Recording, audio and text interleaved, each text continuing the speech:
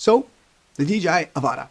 I've made a couple of videos on this drone on the channel already and you guys seem to really like it, but you've also been very vocal about some questions that you really need the answers to. So in today's video, I'll try to give the answer to the most frequently asked questions about the DJI Avata. Before I read the first question, let me know in the comment section below whether you like this look. I'm trying out something new with this wide angle lens and new position of the camera here in my studio. So if you can, let me know down in the comments. But with that being said, the first question is there a power hack for CE regions or will it just have bad range limited to 25 milliwatts? Unfortunately, for now, it's locked to 25 milliwatts, meaning that you'll get a very bad signal for the most part. Really, the maximum range will be up to 2 kilometers. However, I heard some news that the Beyond team that was responsible for hacking the original DJI FPV drone is already working on a hack for making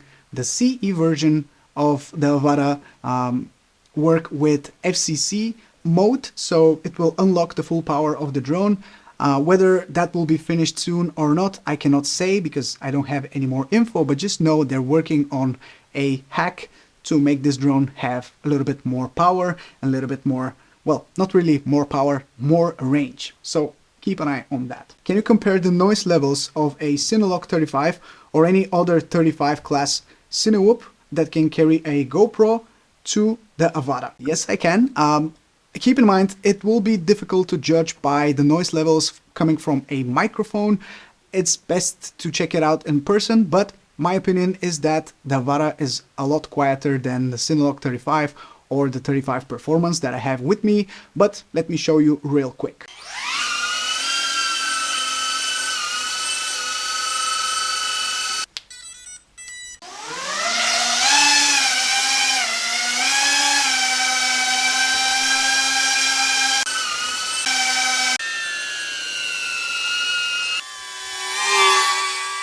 Hopefully that answers your question. Can you use the Tango 2 controller with this drone? Unfortunately, no, you cannot. The only controller you can use is this one, and maybe this one, of course, the motion controller or the DJI FP controller 2. Those are the only ones that work with the Avata. I've heard good things about the camera quality for video, but how does it do with photos?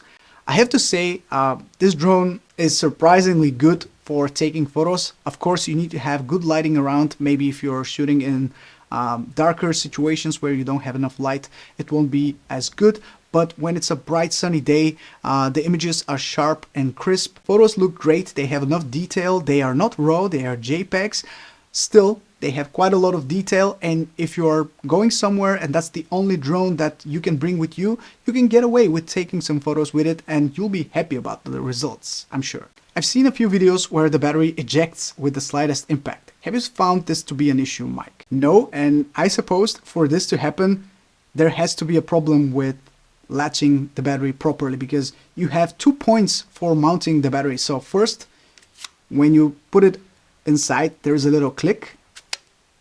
And then this connector here also connects to the drone itself. So even if for some reason the battery ejects, which doesn't happen, first you need to remove this this connector here and then you can eject it. For if something happens, then you probably haven't mounted the battery properly. That's all I can think of. Have you experienced any issues with fogging inside the goggles? No. Plenty of people asking me about fogging. The only issue I have experienced is that this little clamp on the goggles is just like putting too much pressure on my nose and it feels like I have a stuffed nose. It's a lot harder on the nose compared than to the original DJI FPV goggles, so I'm not too happy with the fitment of the goggles on my nose, but other than that, no fogging, nothing. Is the Avata better than a GoPro with Real Steady? The Avata itself is not better than a GoPro with Real Steady, but when you upgrade to the latest firmware, when you can use GyroFlow to stabilize your footage additionally, it becomes kind of on par. I still prefer the GoPro look, like I said in my previous video, but you have so much more possibilities to tweak the way that the footage will be stabilized. So when it comes to stabilization, they are on par. Can the drone handle strong winds? Yes, it can. However, if you're looking for getting some cinematic footage. Keep in mind it won't be possible because the drone will be pushed around too much by the wind. It can still battle the wind and kind of hold on its own, but still it's not ideal. I wouldn't recommend you to fly in very strong winds with this drone because the results will not be worth it. Can the Avata handle a naked GoPro or GoPro bones and still fly okay? I haven't tested this myself, but I saw my guy Original Dobo try this out, so I'll link his video in the description if you want to go ahead and check it out. You will see the results, and yes, it can. Is the drone durable? Surprisingly, this drone is a lot more durable than I expected. So this frame here is actually super solid, and the way it's made is that it's the first thing that takes the impact. So even if you crash head on, that's the furthest thing that sticks out, so it will be the first thing to take the hit.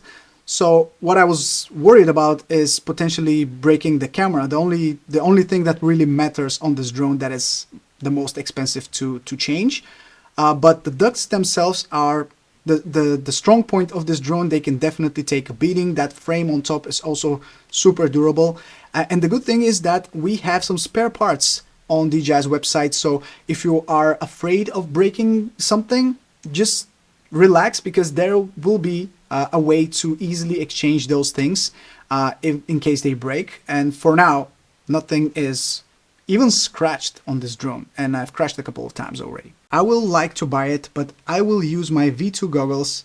I would like to know how is the experience, and if I upgrade the goggles firmware, do I lose my FCC hack and 1200 milliwatts? Unfortunately, I cannot say that because I don't want to upgrade my V2 goggles, because I'm afraid if I do that and pair the V2 goggles to this drone, I will also lose my 1200 milliwatt hack that I am using on my regular Air units and Vistas on regular V2 goggles. I suppose that's unfortunately what's going to happen if you upgrade to the latest firmware that unlocks the Avata to work with the V2 goggles. You will probably lose every chance you have to use the FCC hack on any other device you have from DJI. So unfortunately, I will advise you to not do that. Can the V2 goggles do head tracking like Goggles 2 can?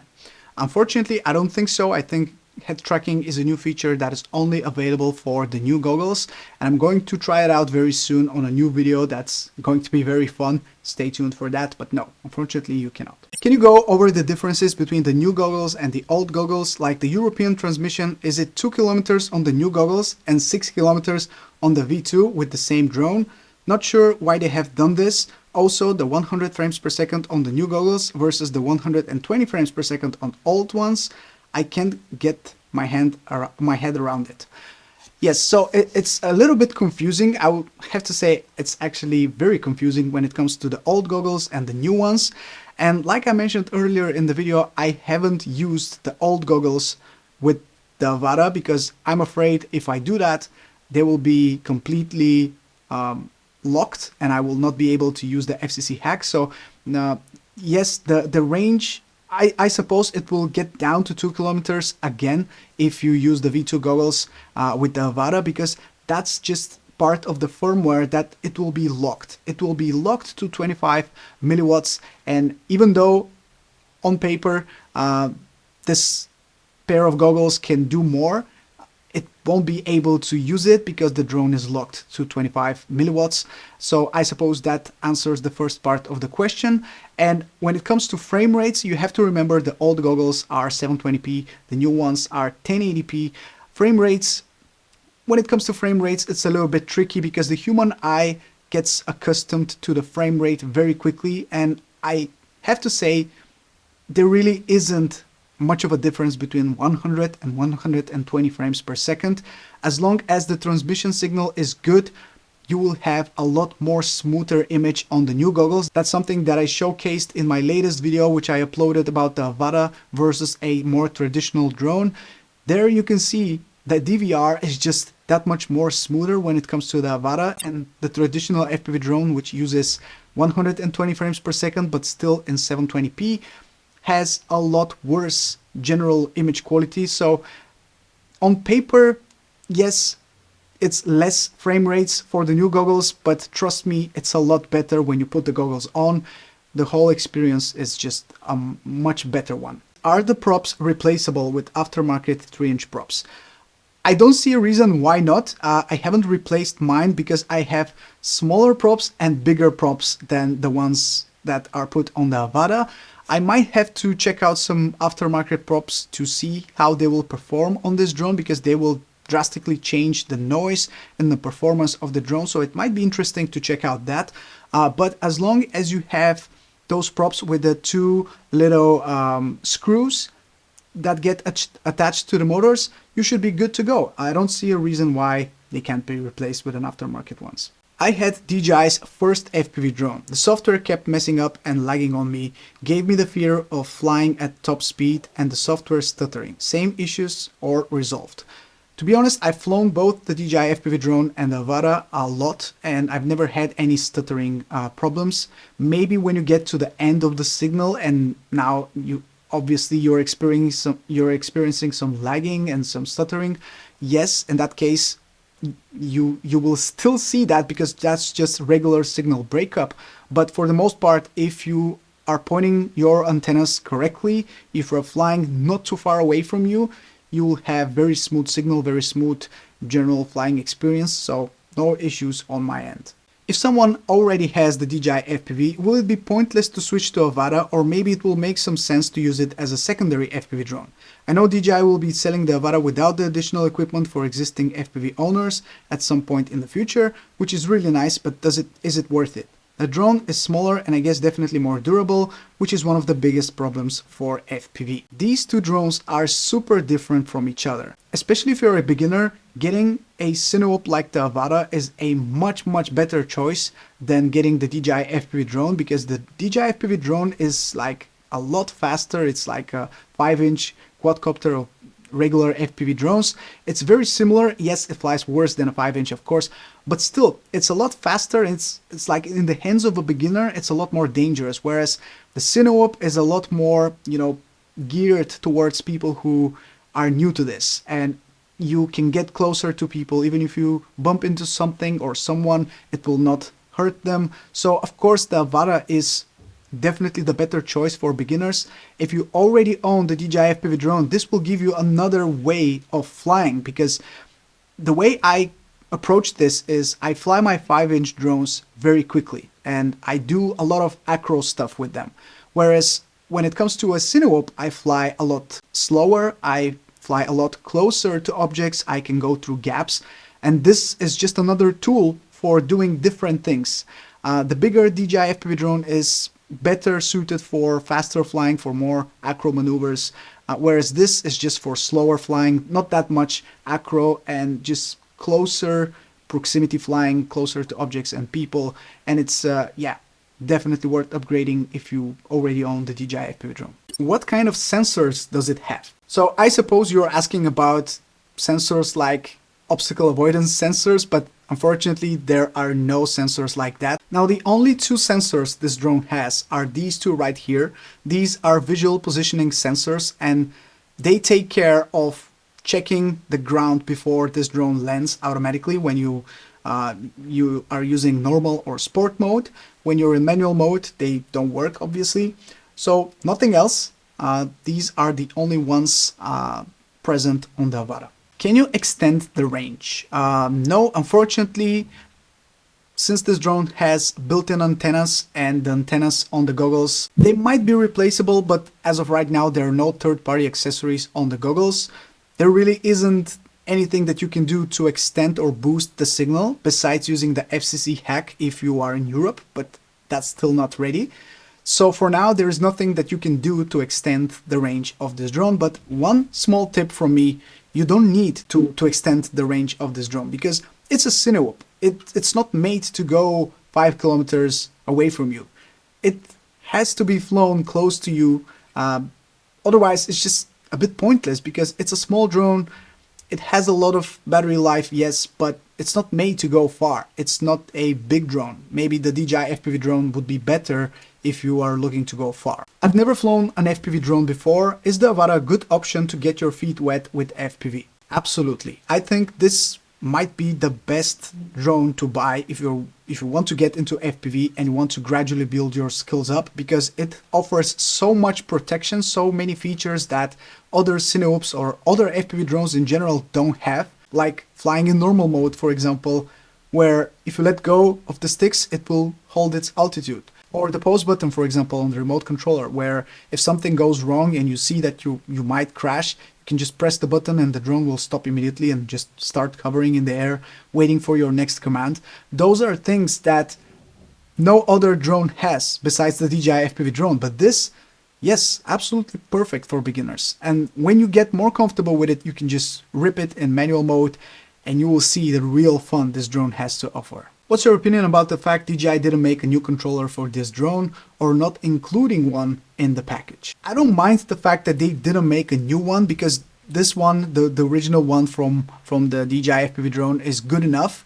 But when it comes to the fact that they didn't include one even in all of these different packages that they have on their website, and you still have to go and just buy the remote controller by itself separately, I definitely don't like that. I think it would have been great if they included this remote in like the most expensive package, or even the basic package. I mean, it's a drone that has to be flown with a remote. So yes, the motion controller is great. I like the fact that they included that inside all of these different packages, but there should have been some space for the remote controller as well. That's what I think. While waiting for my Avata drone, do you think I should sell my DJI FPV drone? Yes and no, because you will find this one a lot better in terms of camera capabilities, in terms of stabilization, in terms of flying performance as well. I've been enjoying this straight out of the box a lot more than I did the DJI FPV drone. I was not a big fan of the drone, but this one I can certainly recommend, and it really comes down to how much you plan to fly with the DJI FPV drone. If you think it's not going to be used, then by all means just go ahead and sell it. But if you don't have any other FPV drones, that might be actually a good setup to have. This one for closer flying, for more proximity flying, and let's say if you want to go far, you can use the DJI FPV drone for more like something like mountain surfing, or those long-range flights that are just not possible with this drone. You can keep the drone for that. It's really up to you. One of the most frequently asked questions: do the new goggles work with the old Air unit or Vista? Unfortunately not. These new goggles only work with the DJI Avata for now. As of right now, nothing else works with the new goggles. Even the DJI FPV drone, it's still not possible to use it with the new goggles. And I hate that fact, because it would have been so much easier if everything worked with each other, if everything talked to each other and was, accessible for everyone to use at all times. But as of right now, pretty much everything else besides this drone is locked, cannot be used with the new goggles.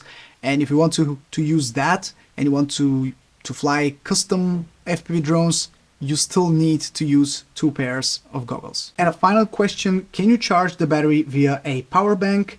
Let me know if you guys have made it. I tried, couldn't make it happen. My battery bank just didn't charge the battery at all. Maybe it's not possible, maybe something is wrong with my battery bank, but yeah, let me know in the comment section below, because I don't know the real answer to this question. For me, the answer is no, but there might be a way to do it. I don't know. Those are all the questions I have the time to answer right now. The video has become quite long, so I hope you are still watching. If you are, let me know by clicking on the like button down below. Subscribe for more videos like this one. Thank you so much for watching. This is Mike from Drone Supremacy. I'll catch you in the next one. Ciao.